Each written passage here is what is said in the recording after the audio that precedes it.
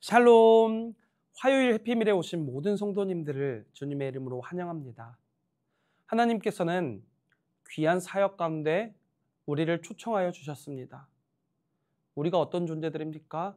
아무 능력도 없고 선한 것도 감당할 수 없는 자들입니다. 하지만 주님의 초청 가운데 우리는 부족하게나마 무언가들을 할 수 있습니다. 그렇기 때문에 나를 통하여 흘러 들어가게 될 복음을 우리는 신중하게 다룰 수 있어야 합니다.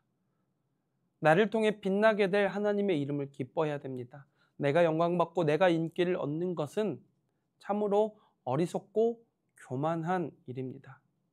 오늘 이 사실을 기억함으로 은혜의 주인 되신 주님 앞에 겸손으로 나아가시는 여러분 되시기를 소망합니다.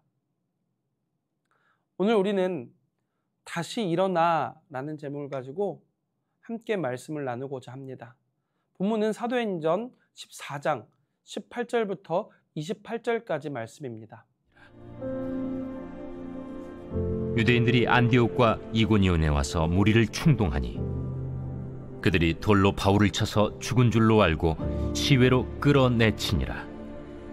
제자들이 둘러섰을 때 바울이 일어나 그 성에 들어갔다가 이튿날 바나바와 함께 더베로 가서 복음을 그 성에서 전하여 많은 사람을 제자로 삼고 루스드라와 이고니온과 안디옥으로 돌아가서 제자들의 마음을 굳게 하여 이 믿음에 머물러 있으라.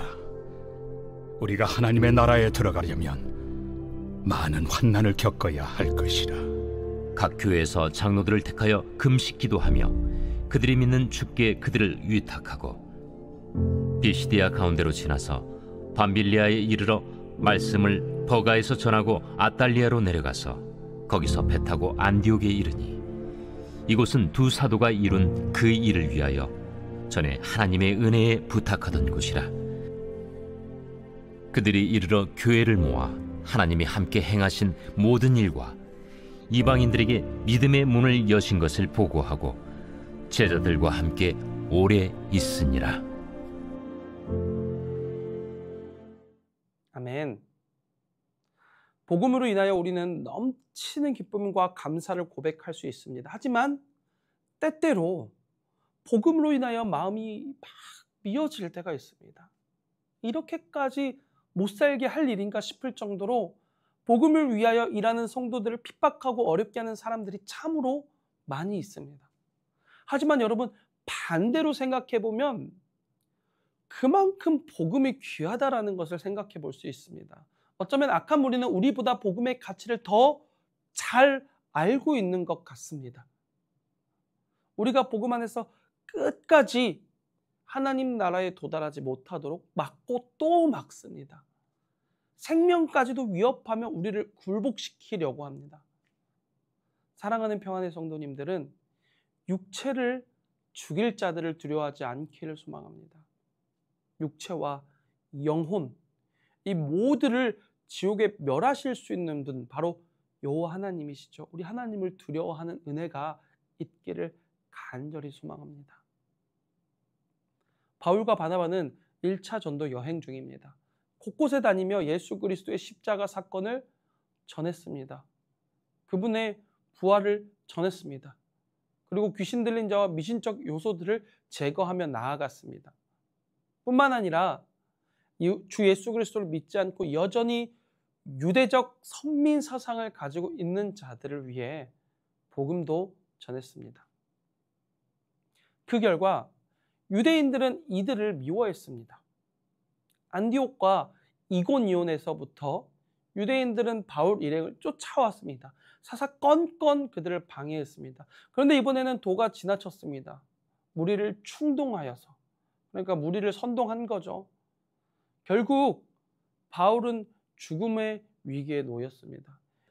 이때 바울이 스데반을 생각하지 않았을까요?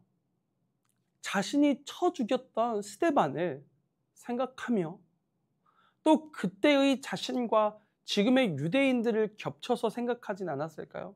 그들을 향한 미안한 마음이 들었을 것입니다. 또한 이런저런 생각 가운데 바울은 외롭고 고통도 스러웠을 것입니다. 아마 그만두고 싶은 생각도 조금은 들었을지도 모를 것 같습니다.